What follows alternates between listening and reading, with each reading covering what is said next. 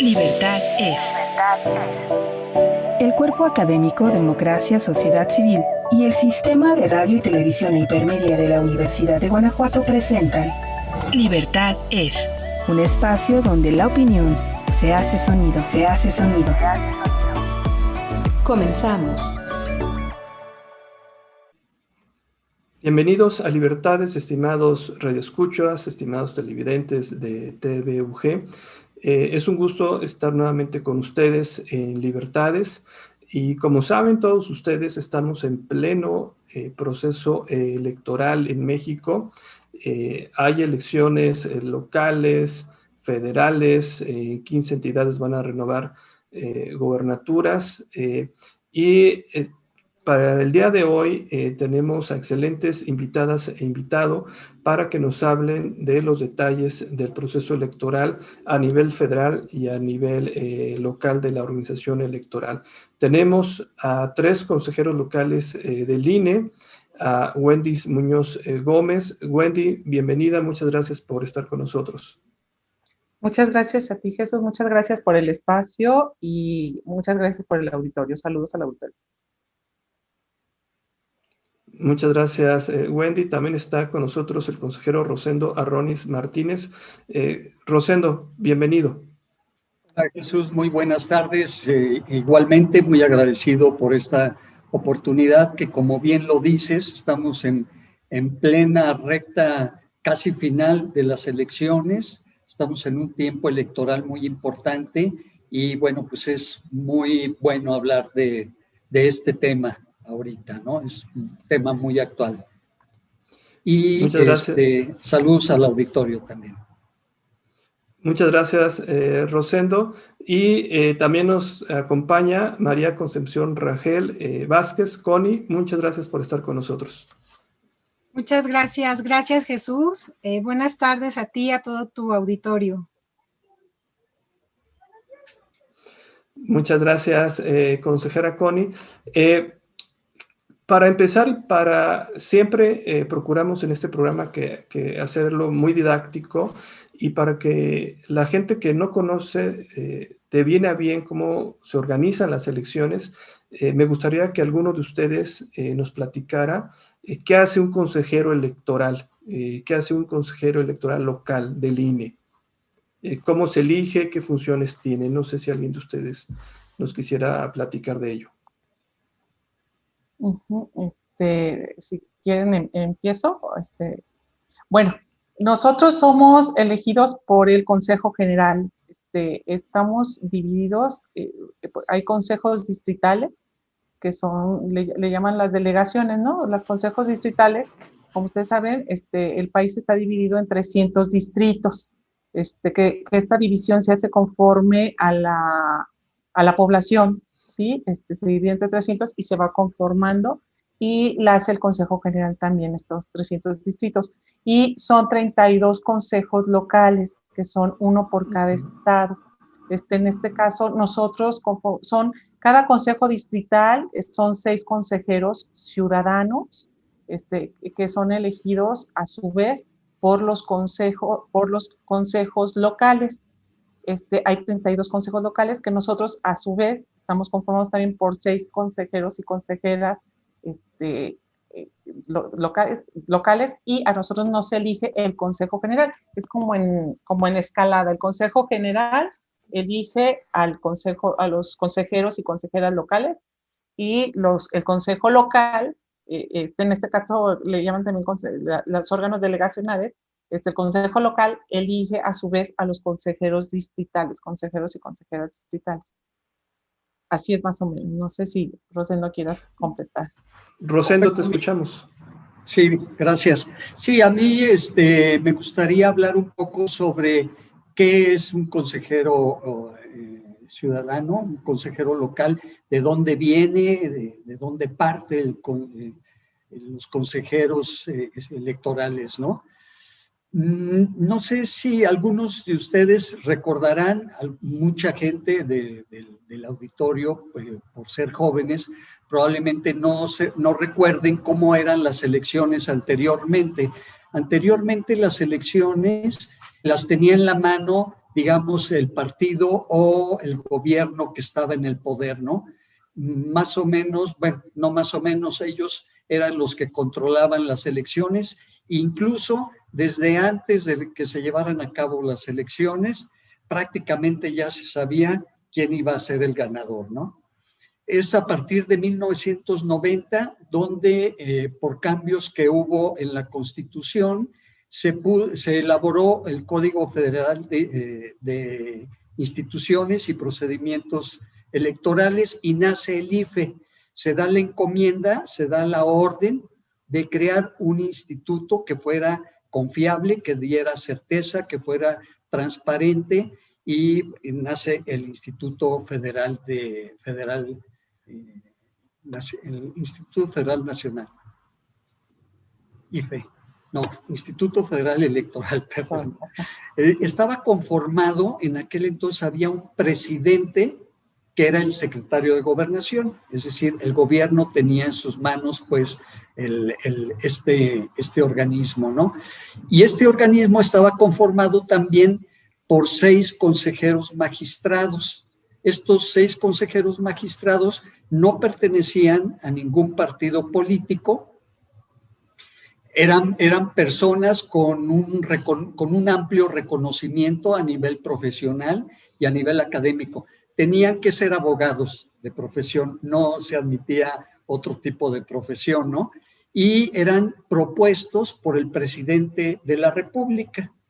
Después, esta propuesta pasaba a manos de la Cámara de Diputados, y ellos, en las 2/3 partes, eran los que elegían a los consejeros magistrados, ¿no?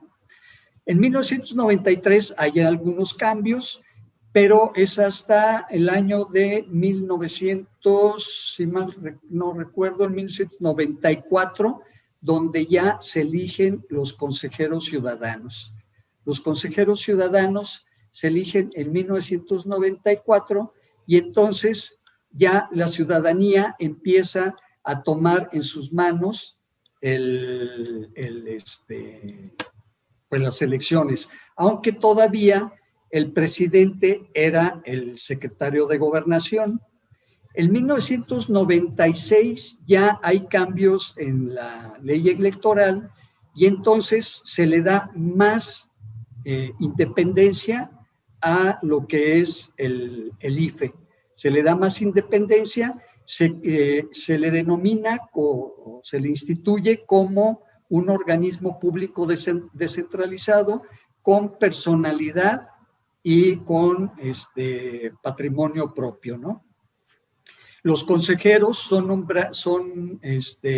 ya no son necesariamente abogados de profesión, sino puede ser ya cualquier otra persona, incluso que no tengan ni título ni ninguna profesión, pueden ser ciudadanos, ahora sí que ciudadanos de a pie, ¿no? En 1996 hay un cambio importante donde el Código Federal le da más independencia todavía al Instituto Federal Electoral y se nombran a 8 consejeros. Ya la capacidad de los consejeros ciudadanos, ya en este momento ya no eran consejeros ciudadanos, ya eran consejeros electorales, y los consejeros electorales ya tenían una capacidad de decisión mucho más importante, ¿no? Ya eran los que decidían dentro de la organización. Y en el 10 de febrero, si mal no recuerdo, del 2014, nace el instituto, pasa del Instituto Federal Electoral al Instituto Nacional Electoral, ya con una capacidad todavía mucho más importante. Esto se hace para poder juntar, digamos, las tareas que teníamos tanto a nivel federal como a nivel local para dar mayor eficiencia a estas tareas. Ya aquí ya no es el presidente, el secretario de Gobernación el que está a cargo de la presidencia, sino ya es un consejero ciudadano. El consejo está formado ya para este año, para el 2014, está formado por un consejero presidente y 10 consejeros ciudadanos como es actualmente. Bueno, con todo esto lo que yo quiero decir, atrás de estas palabras, está la importancia pues de que el INE lo toman los ciudadanos en sus manos, ¿no? Ya no es el gobierno. El gobierno, como inicialmente lo comenté, era el que organizaba las elecciones, era el que organizaba las elecciones y los que se acuerden, pues había una serie de recursos para llevarse la elección, ¿no? Desde urnas embarazadas, es decir, urnas que al entrar a la casilla ya tenían todos los votos en sus manos, había turismo electoral, es decir, camiones que llevaban gente votando de casilla en casilla, se daban su buena paseada, su torta y toda la cuestión, y todo tipo de argucias, pues, para poder ganar la elección, ¿no? Y como decía, ya finalmente la elección estaba decidida desde antes de llevarse a cabo, ¿no? Había mucha violencia, había pues violencia de todo tipo, ¿no? Y se imponía desde arriba el candidato. Desde 1990 empieza la ciudadanía a tomar las elecciones en su mano. Antes hubo muchas luchas, gente que murió, gente muy valiente a la que hay que pues, reconocerles pues toda esa lucha por la cual ahorita estamos gozando de un instituto autónomo, un instituto de la ciudadanía. Muy bien, Rosendo. Connie, las y los consejeros locales en Guanajuato, ¿cuáles son sus tareas que realizan o algo que tú quieras también abonar a este punto? Sí, muchas gracias, Jesús. Mira, es fundamental nuestra participación en los procesos electorales federales en Guanajuato, porque nuestra tarea, entre algunas otras, está circunscrita a lo que nos dice la ley. Y fundamentalmente es acompañar el proceso electoral de inicio a fin. Vamos a votar todos los acuerdos que ratifican las actividades de las diferentes juntas distritales en el estado, y asimismo, además de aprobar estos acuerdos que van a poner en marcha algunas partes del proceso, también es estar al pendiente de lo que sucede en los distritos en el estado, ¿no? Tenemos que hacer controles de calidad, vigilar y acompañar a los distritos, ver que las cosas estén funcionando, que se realicen de acuerdo a lo que la ley señala. Creo que es una tarea muy delicada, y realmente es un honor para nosotras y los compañeros el estar en este espacio, porque es involucrarte desde abajo, es reconocer desde las personas capacitadoras electorales y supervisores electorales que van a la calle a jugarse la vida para convencer a la ciudadanía de su participación como funcionarios de casilla, hasta la tarea más de escritorio en las juntas distritales y en los consejos. Entonces, entre eso es básicamente lo que podemos nosotros realizar como consejeras y consejeros electorales.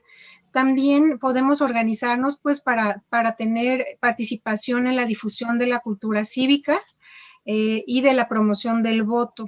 En el estado tenemos una red estatal de consejeras distritales que tiene como función en este momento pues capacitarse, que las compañeras de los distritos en todo el estado que estén al día en las reformas que ha habido, que puedan tener la información suficiente, por ejemplo, de cómo realizar las denuncias si se dan cuenta de un caso de violencia política contra las mujeres en razón de género, de estar actualizadas, ¿no? Esta red no es...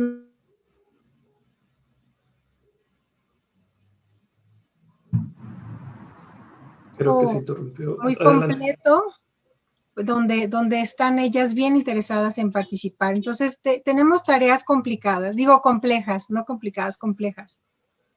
Así es. Yo subrayo lo que ya Wendy y Rosendo han dicho de que las elecciones en México las organizan ciudadanas y ciudadanos, ¿sí? Las elecciones están en manos de los ciudadanos, no están en manos de otras personas, y esto es para encaminarlas a que la gente confíe en el proceso electoral y vaya a votar y tenga toda la certeza de que su voto va a contar para elegir a los gobernantes y a los representantes. En esta organización que les toca a ustedes hacerla, aquí en Guanajuato, ¿en qué etapas hemos tenido y en qué etapa estamos ahora? Wendy, si tú gustas.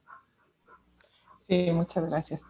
Mira, es bien interesante lo que dices que lo organizamos los ciudadanos, y precisamente ahorita, por ejemplo, ya estamos en la etapa, en la segunda insaculación, que es, bueno, la primera insaculación es donde se sortean, ya saben, la letra del alfabeto, perdón, bueno, sí, la primera insaculación en base a la letra del alfabeto y al mes que fueron sorteados.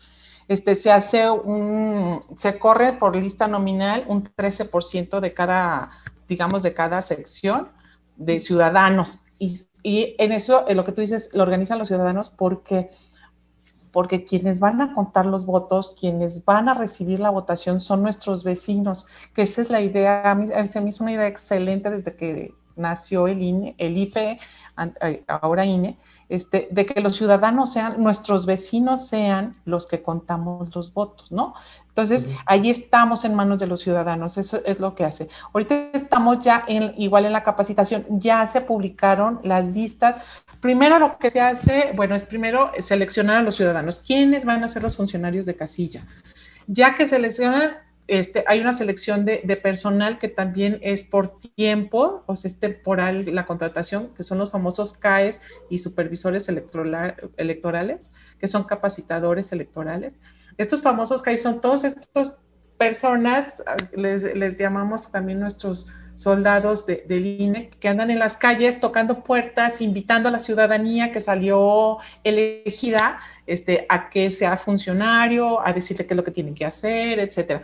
Ya están ahorita en la segunda etapa, es decir, ya fueron la primera, ya les dijeron, oye, ¿quieres participar? Dijeron que sí o dijeron que no, o resulta que lo fueron a buscar y ya murió, o ya no vive en ese domicilio. Entonces ya se hizo como esa depuración. Ya la segunda insaculación ya es cuando ya dijeron quién sí, quién no, y entonces ahora sí se vuelve a llamar. A mí luego hay ciudadanos que me dicen, Wendy, tú ahí que estás yo quiero ser funcionario de casilla, pero pues les digo, pues es que así no es lo más que quieras, tienes que salir insaculado. ¿Por qué? Porque se prestaría entonces a que entre quien quieramos nosotros, o sea, podemos decir ahorita, bueno, son ciudadanos que quieren participar, pero entonces se perdería un poquito la certidumbre de sí, ¿y por qué no metiste? Es que este es simpatizante del partido, por eso lo metieron. Porque entonces, así, insaculación al azar, con nombre, con el apellido y con el mes, no hay de otra más que los que salgan, ¿no? Entonces, ya se capacitaron, ya los están capacitando, los están invitando. Otra de las cosas que ya hicieron también, que ya vamos a ver es dónde van a poner las casillas.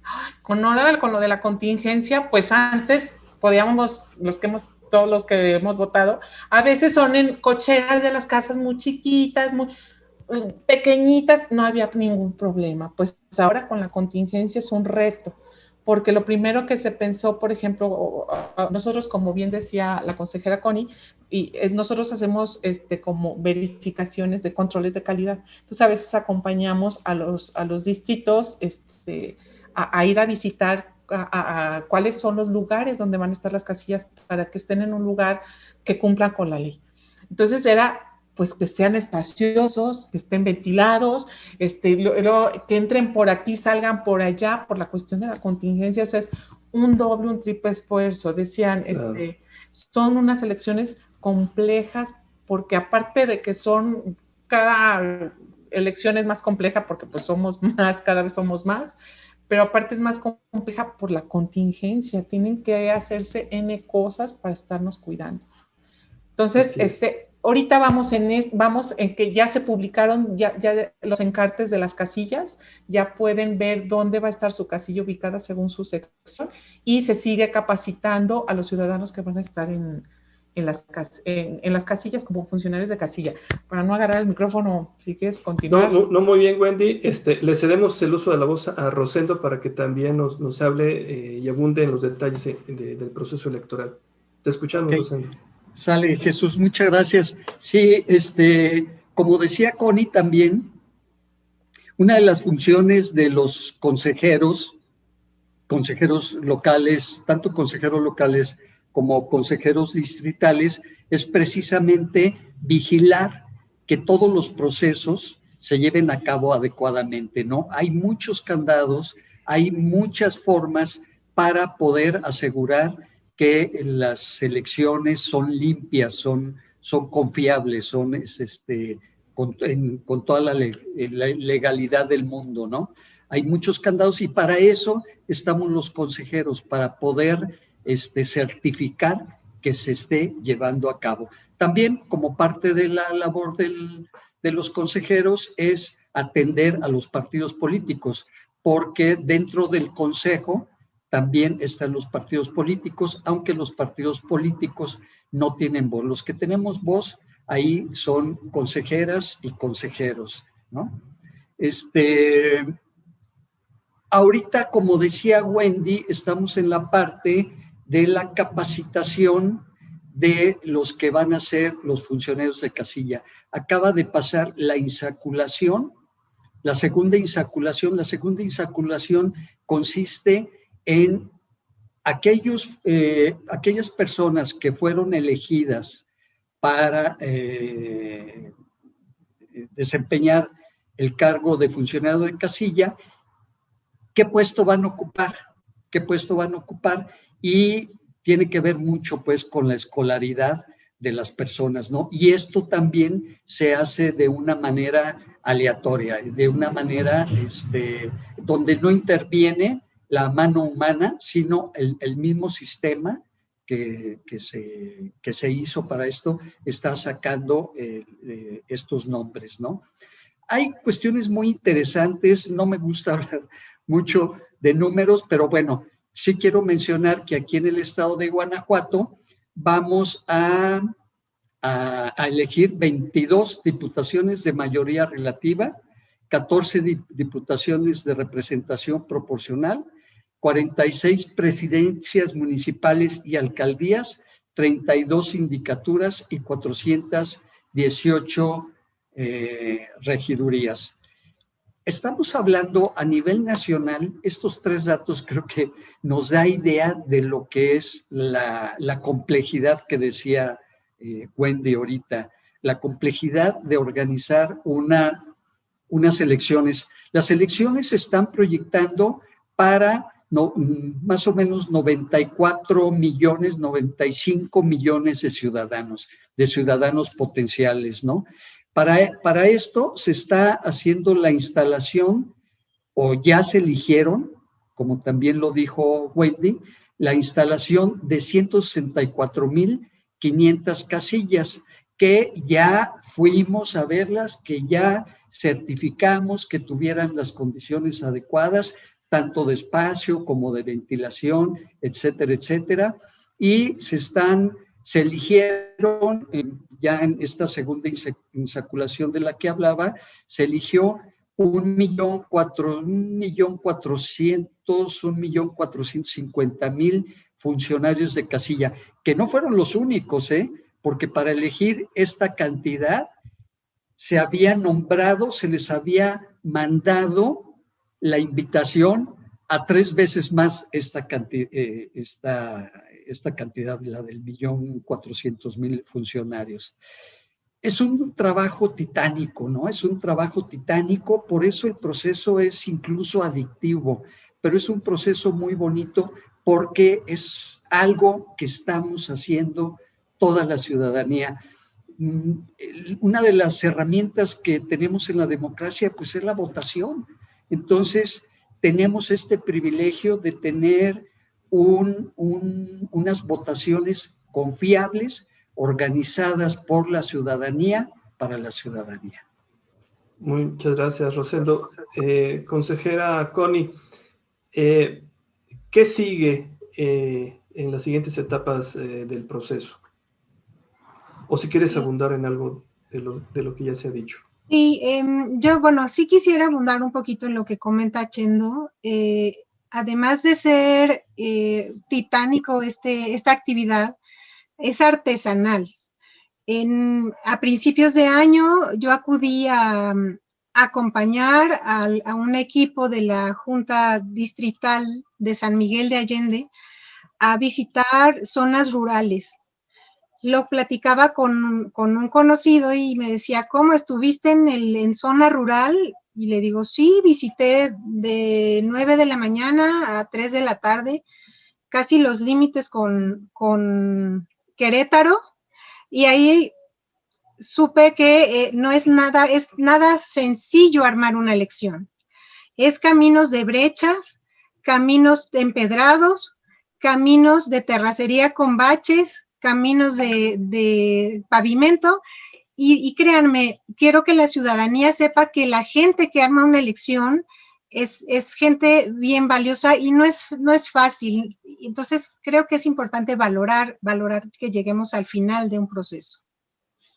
Quiero agregar algo, si me lo permiten, y además gente muy valiente, ¿eh? Porque nos enfrentamos a la parte de la pandemia, nos enfrentamos a la complejidad de organizar la elección, pero también el otro factor es la seguridad, ¿no? O sea, como decía Wendy, les llamamos a los CAEs, les llama al capacitador electoral y a los supervisores electorales, los soldados de las elecciones, porque son los que dan la cara, son los que están en la calle y se enfrentan continuamente a sufren mucho riesgo, ¿no? Se enfrentan a muchos problemas, porque, por ejemplo, ellos tienen que ir muchas veces a las horas que les fijan los ciudadanos.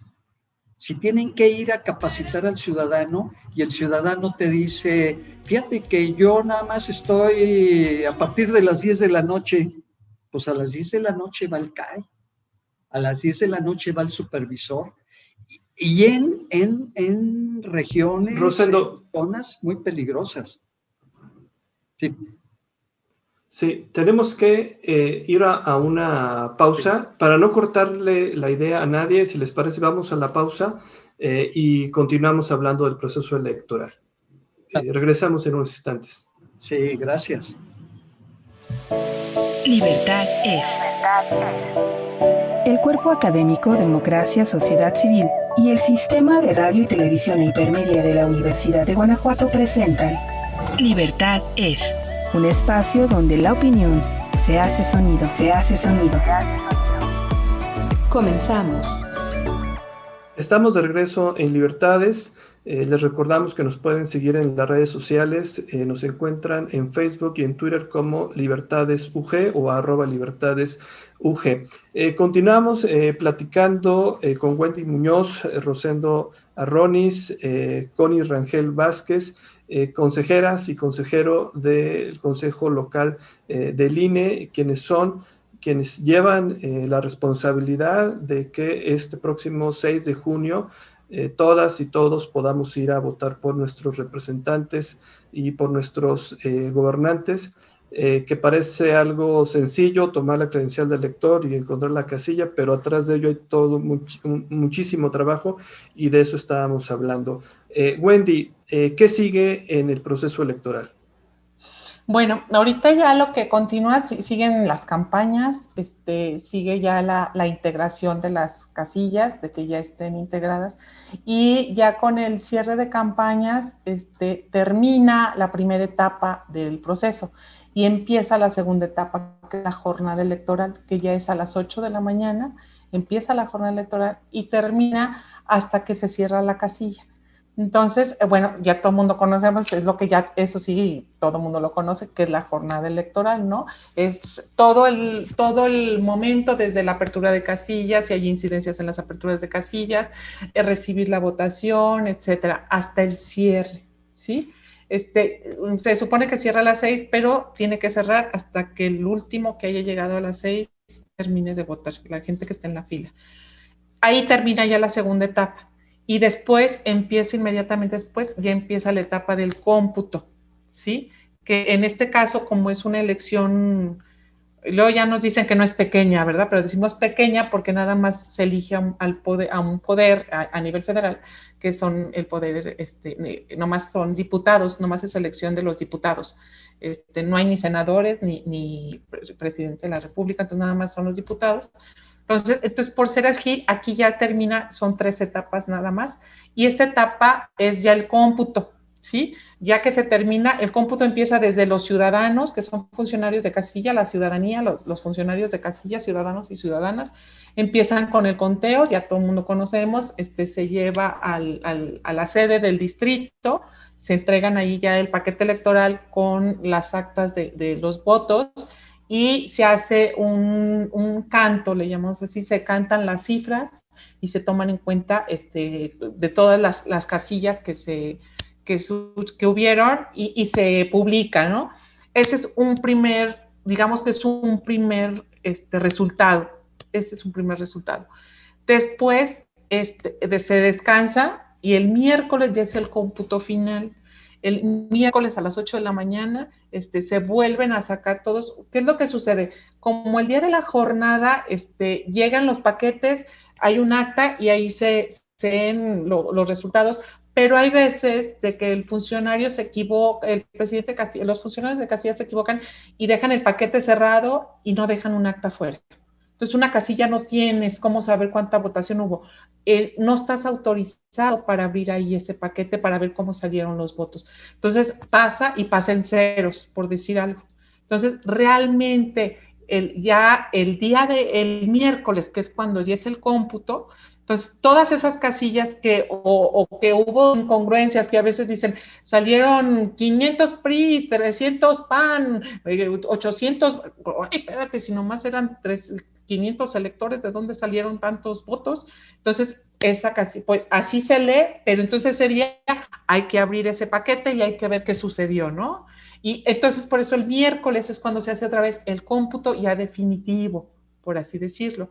Se reciben impugnaciones, se recibe todo, y esta etapa ya termina ya con la declaratoria de validez, ya que hacen cuando se resuelven ya todas las impugnaciones, se resuelve todo, y ya se declara, se les da su acta de validez al diputado que quedaría, y ahí es donde ya termina nuestro proceso electoral.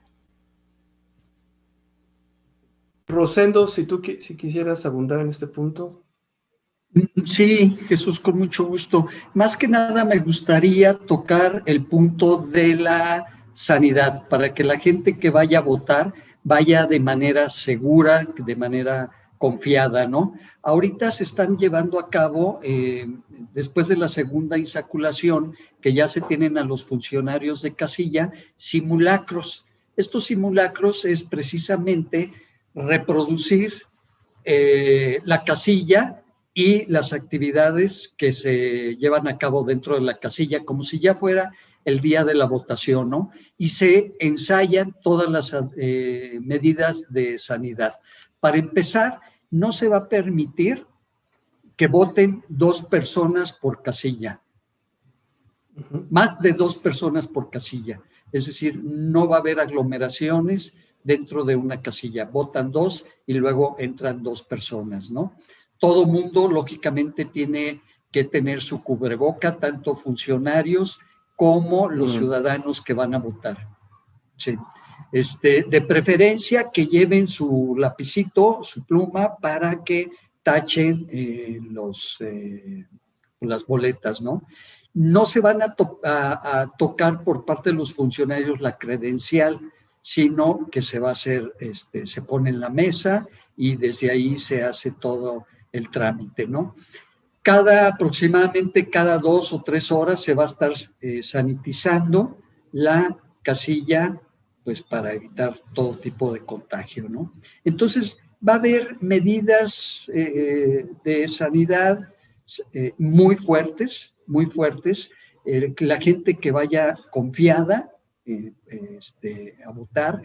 Ya hubo unas elecciones anteriores en el estado de Hidalgo y de Coahuila, si mal no recuerdo, el año pasado, donde ya se probaron todas estas medidas, se comprobó que no hubo ningún daño por cuestión de la pandemia a la gente que acudió a votar. Entonces, son medidas muy estrictas. Vaya la gente, vaya confiada, no va a pasar absolutamente nada. El INE va a tomar la situación pues de manera muy responsable en sus manos, ¿no?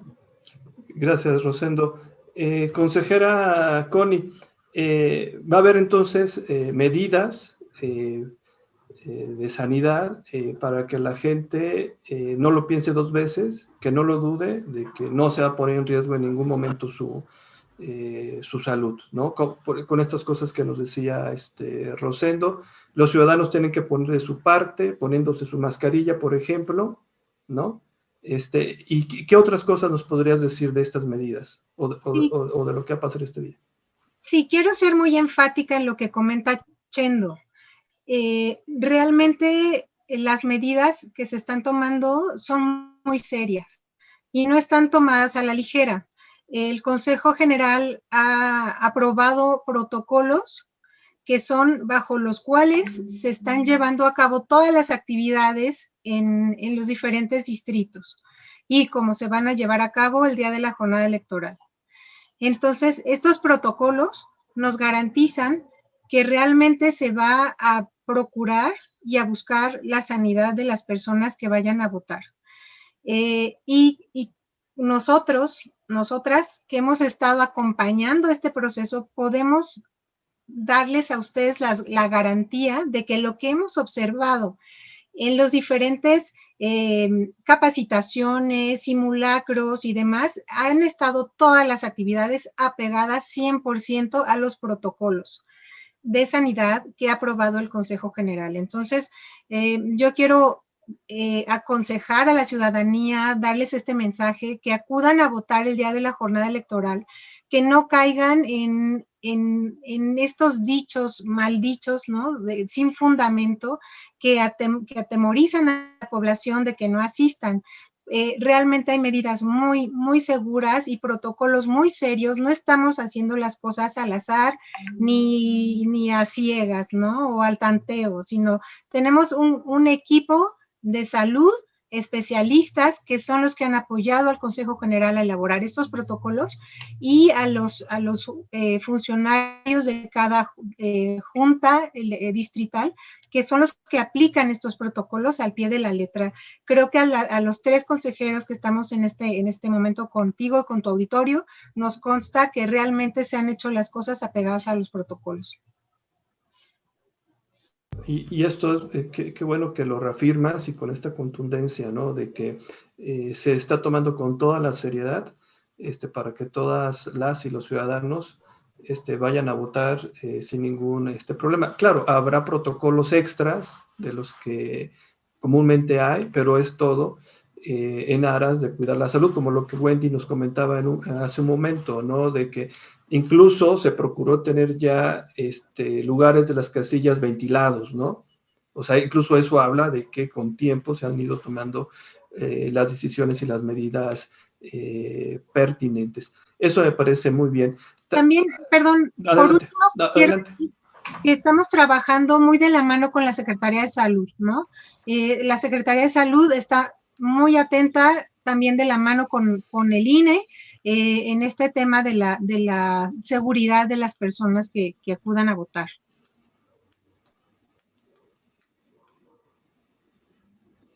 Claro.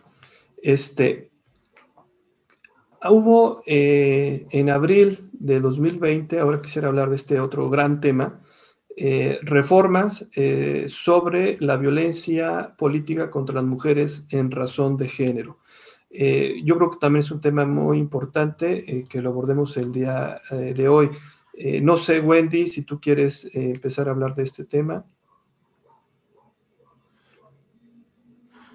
Sí, mira, en abril del 2020 hubo una serie de reformas para el diseño de acciones afirmativas a favor de grupos vulnerables o en situaciones de vulnerabilidad. Te voy a decir así un poquito de numeralia, nada más, el por qué se tomó esta decisión. En los datos del censo de población del 2020, somos 126 millones, de mexicanos, 51.2% son mujeres y el 48.8% son hombres. De población indígena tenemos 11.800.247, el 9.36% de la población, de por ciento de la población. Son 51% son mujeres y 48% son hombres. De la población afromexicana o afrodescendiente son 2.576.000, el 2.04%, igual 50% mujeres y 49% hombres. Personas con discapacidad, 20.838.108, 16.5%.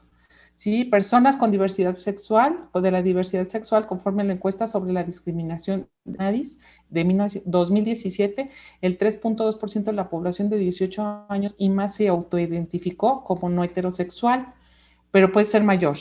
Y de migrantes hubo 11.913.989 mexicanos que viven fuera de México. Y bueno, el 97.79 radican en Estados Unidos. ¿Por qué te digo esto? Porque en base a eso fue que se hablaron de acciones afirmativas para que haya representaciones en las cámaras. Entonces, se decretó de que se tenían que hacer acciones afirmativas para que los partidos, al momento de presentar sus candidaturas, tuvieran que presentar candidatos tanto de mujeres, la paridad de género, ya sabemos, diversidad sexual, indígenas, etcétera. O sea, es bien interesante. A mí, yo les decía, o sea, qué cosas tan interesantes y tan padres están sucediendo ahorita en nuestro país democrático. Ojalá no lo echemos a perder, ojalá aprovechemos todo esto. El 18 de noviembre de 2020, el INE emitió unos criterios para el registro de candidaturas de las cámaras de diputados para acciones afirmativas. También se estableció la obligación de los partidos políticos de candidaturas independientes de adjuntar a su solicitud de registro de candidaturas el formato firmado de 3 de 3 contra la violencia. Ahorita, si quieres esa te la dejo, Connie. Ese es también para cuestiones de violencias contra las mujeres, ¿no? El formato famoso de 3 de 3. Después, el 19 de diciembre del 20, la Sala Superior modificó el acuerdo para determinar que 21 distritos en que se deben postularse candidaturas a diputaciones de mayoría relativa según acción afirmativa indígena. Se establecieron medidas afirmativas para garantizar la participación política de personas con discapacidad y de otros grupos en situaciones de vulnerabilidad. En enero del 21 se aprueba un acuerdo donde se determina que 21 distritos indígenas de la acción afirmativa indígena adoptaron acciones afirmativas a favor de personas con discapacidad, afromexicanas y de la diversidad sexual. En febrero del 2021, ya la Sala Superior ordenó al Consejo General que se diseñen e implementen acciones afirmativas para personas mexicanas residentes en el extranjero. O sea, vean qué interesante. Para no hacerlo muy tedioso, voy a leer cómo ya quedó. Dice, las personas indígenas, ya lo que se acordó fueron 30 fórmulas de forma paritaria, 21 fórmulas de candidaturas de mayoría relativa en 21 distritos indígenas concretos, en los que exclusivamente se deben postular personas de esa comunidad. 9 fórmulas de candidatura de representación proporcional en las circunscripciones plurinominales. Con personas de discapacidad fueron 8 fórmulas de forma paritaria, 6 fórmulas. Cuando hablamos de forma paritaria es que sean mujeres y hombres de ese rubro, digamos, ¿no? 6 fórmulas de candidatos de mayoría relativa y 2 fórmulas de candidaturas de representación proporcional. Y de personas afromexicanas son 4 fórmulas, 3 fórmulas de mayoría relativa y 1 fórmula de representación proporcional. La tablita, para no alcanzar mucho, quedó de tal manera. Acciones afirmativas quedaron 21 candidaturas de indígenas de mayoría relativa y 9 de representación proporcional. O sea, en total van a ser 30 fórmulas a nivel república, ahí estamos hablando. Uh-huh. Personas con discapacidad fueron 6 candidaturas de mayoría relativa y 2 de candidaturas de representación proporcional. Afromexicanas son 3, serían en total 4, de diversidad sexual serían en total 3, y de migrantes serían en total 5, un total de 50 candidaturas que se tienen que registrar. es bien interesante porque son resoluciones del tribunal donde conminó al INE a que hiciera sus acuerdos para que hubieran estas acciones afirmativas para que las minorías también tuvieran representación. Claro. Entonces, Sí, es muy valioso esto que resaltas porque uno piensa que la democracia se termina votando y no, o sea, también hay otra gran tarea de hacer los procesos electorales cada vez más incluyentes, ¿no? Y que se vea reflejado esto en los cuerpos representativos. Rosendo, Connie, quien guste abundar sobre este tema, los escucho. Yo rápidamente, sí, resaltar la labor que está haciendo Wendy y Connie en este sentido. Es una labor que ya llevan bastante tiempo procurando pues la inclusión y bueno, pues todo lo que es, todas las medidas que sea para evitar la violencia contra las mujeres, ¿no? Pero también es una de las actividades que es de llamar la atención y de agradecer por parte del INE, que el INE como un organismo ciudadano está tratando de incluir a todos los ciudadanos, ¿no? De incluir y de asegurarles, pues, el no violentarlas, el que no sufran violencia, ¿no? Y el INE está poniendo una muy fuerte atención en este sentido, ¿no? De todo lo que sea para evitar la violencia contra la mujer, la paridad de género. La paridad de género es al 50%, ya se instituyó que dentro del INE debe de haber una paridad del 50 y 50. Muy bien. Muchas gracias, Rosendo. Consejera Connie, te escuchamos. Y gracias, Jesús. Yo quiero destacar que esta reforma de abril del 2020 es un parteaguas en nuestra estructura legal dentro del país, porque no es una reforma de una sola ley, es una reforma integral, donde se incluye desde la constitución política, las leyes electorales, todas las leyes electorales, reglamentos, y también las leyes de carácter penal. Entonces, esta es una reforma integral. Antes no existía el delito de violencia política contra las mujeres, ¿no? No existían en lo administrativo, había algunas otras leyes que estaban todavía sin integrar este tema. Entonces, esto habla de un verdadero compromiso del Estado mexicano en donde de manera formal ya se integra la obligatoriedad de respetar y de eliminar este tipo de discriminación, que es los diferentes tipos de violencia, en este caso, la política contra las mujeres. Y esto no es tan fácil, ¿no? Hay muchos años atrás en donde desde la sociedad civil, desde los grupos organizados de la sociedad civil, desde los grupos de las mujeres en los diferentes partidos políticos, estuvieron pugnando, yo me incluyo, nos incluimos, Wendy y yo, en su momento estuvimos pugnando por la paridad, empezó a haber reformas a nivel federal, a nivel local, y ahora esta reforma integral realmente en lo formal da un cuerpo importantísimo para poder garantizar los derechos políticos de las mujeres. Falta algo muy importante que es lo sustantivo. Sin embargo, tenemos ya una estructura formal, ahora toca que realmente se haga valer esto que en la estructura legal tenemos. Ha habido, el INE es un gran aliado y más que aliado, es un organismo comprometido con respetar la ley. De verdad, ahora nos damos cuenta que dentro de los principios del INE está el de la paridad. Antes no estaba, ahora está en la paridad. También encontramos dentro del INE un gran cambio. Ahora el INE tiene una comisión de equidad y género. Antes no había un órgano, una dirección interna, una comisión constante. Era como un hijito dentro del INE, o sea, era un apartado, pero no era una comisión ordinaria. Tú hablas con alguien del INE en oficinas centrales y a todos, a cualquier integrante del INE, le queda bien claro los términos de perspectiva de género, de violencia política contra las mujeres, de transversalidad y de políticas incluyentes. Entonces, el hablar en estos términos es realmente hablar de un avance y no podemos dejarlo a un lado.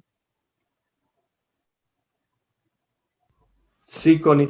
El INE predica con el ejemplo, ¿no? Y está siendo un factor de cambio realmente en la vida política del país. Wendy, si tú gustas abundar sobre este punto.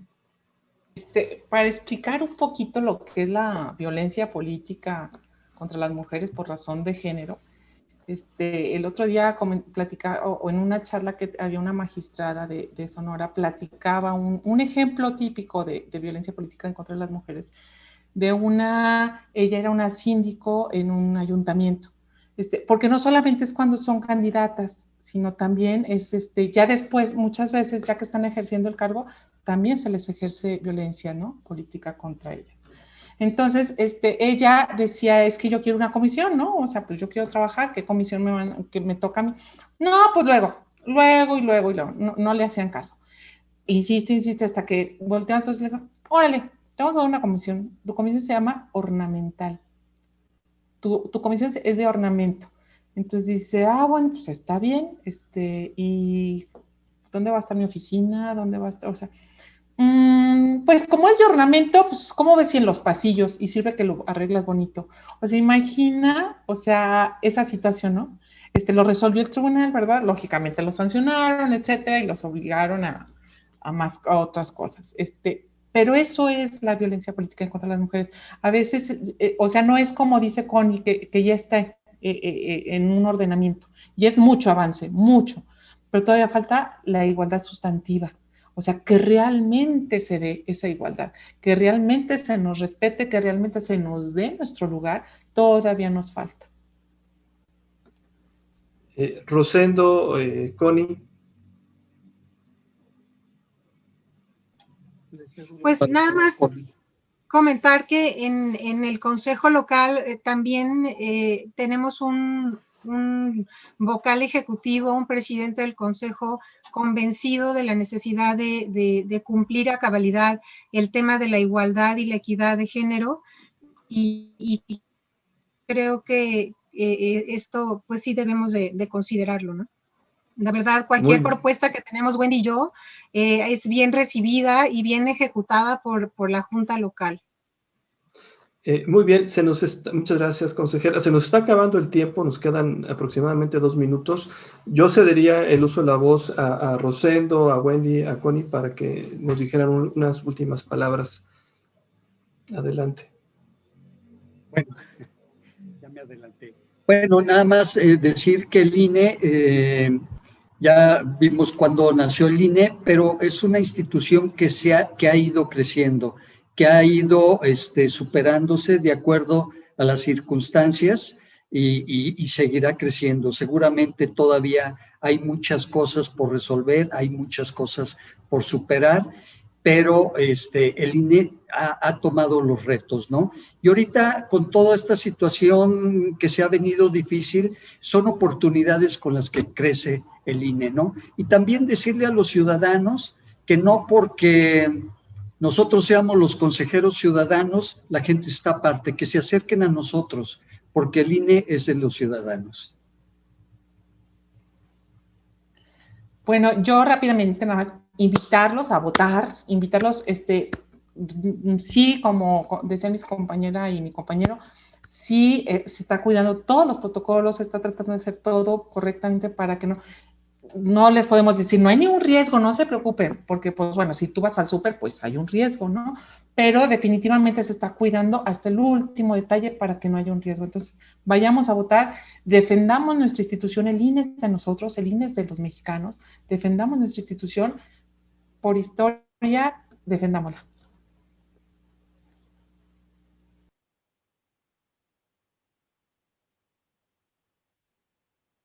Connie, brevemente para despedirnos. Gracias, muchas gracias al auditorio, muchas gracias Jesús. Estamos para servirles, como dijo Chendo, somos consejeros ciudadanos y ojalá que los esperemos el día de la jornada electoral, todas y todos a votar con los protocolos de sanidad. Gracias. Muchísimas gracias a ustedes. Nos estamos escuchando la próxima semana. Hasta luego. Muchas gracias.